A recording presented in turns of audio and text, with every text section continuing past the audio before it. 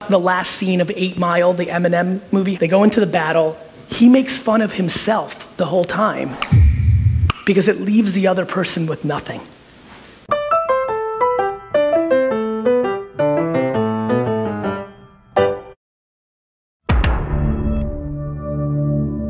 I was gonna buy unbelievable amounts of Netflix stock 3 years ago.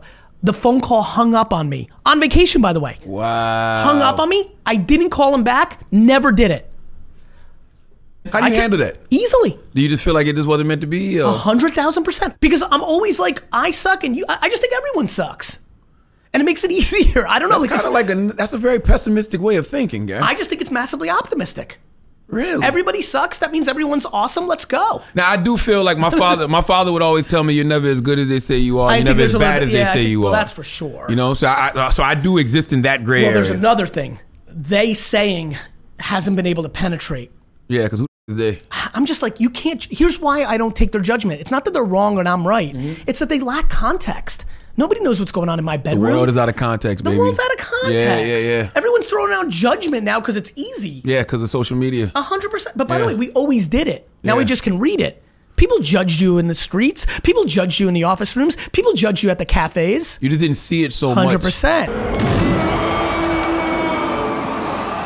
I passed on Uber twice. Had I wrote a $25,000 check into that company like I did the other companies, it'd be worth $300 million. I've never said this clearly. I passed on Uber because I bought an apartment. If I was renting one more year or waited, well actually that was my second part. If I just stayed in the apartment I was in for one more year, I would have $400 million that I don't have right now. And I'm glad the market punched me in my mouth. I deserve it. I'm driven by it. I'm hungrier. I deserve that L. You know how like Rocky lost to Mr. T because he was flashing and flaunting? Like that's what I love about this game. Like I said, it doesn't matter where you were yesterday. You're only as good as your last at bat. So I never count my chickens. I don't think I'm fancy now that things are going well. Like I'm still hungry as I'm like hungry forever.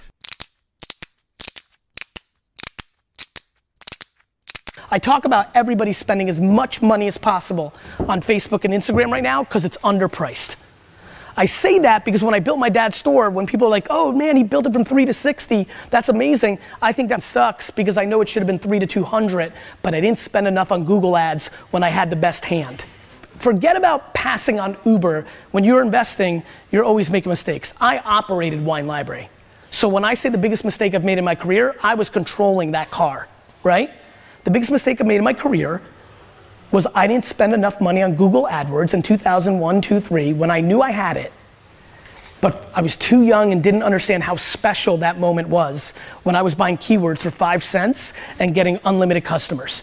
I just thought it would always be there. I didn't know any different. I was a kid. I didn't have the experience. I was smart enough to see it, but I wasn't experienced enough to squeeze out of it. That's why I'm yelling so loud if you follow my content on Instagram and Facebook, because the ads are so underpriced.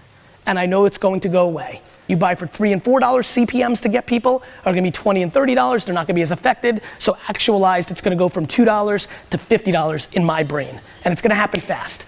2 years, everyone's gonna be sad that they didn't do more on Instagram and Facebook, right? They're not gonna be crying about algorithms. They're gonna be crying about where are people? Because that's what always happens. Everybody here has to shift from crying, and that's what a lot of you are doing. Wah, wah, Instagram and Facebook and Google aren't taking my money. Stop crying about what you can't do and start figuring out what you can do.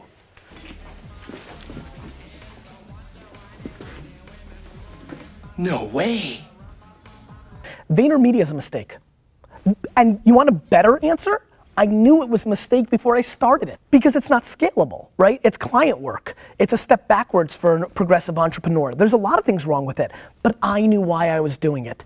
I did not understand corporate America. I could read 1,000,000 books and it would have never done it for me. I needed to go in there and taste it, back to the dirt under my fingernails. Yep. And here I am 2 years later and I have a fairly solid grasp. Do I know everything? Of course not. But I have enough flavor in my mouth right now to know what to do because I'm not in business to be successful tomorrow. I want to be very relevant 40 years from now.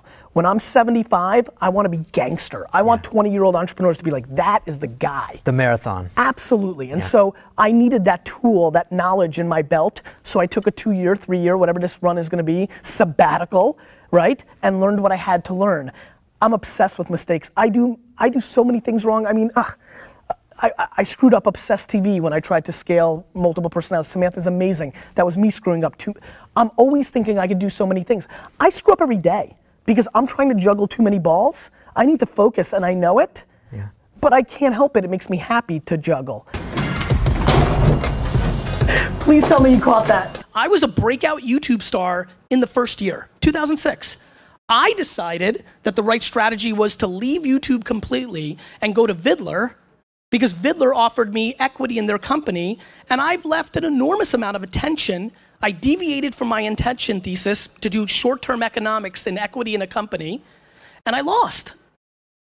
When D-Rock finally came in my life 2 years ago and we started to try to build up my YouTube for the first time, I was sitting on 40,000 followers in a world where I could have had millions if I just stayed the course. So I make mistakes all the time. I'm reorging VaynerMedia every day because it's based on a mistake I made the prior year.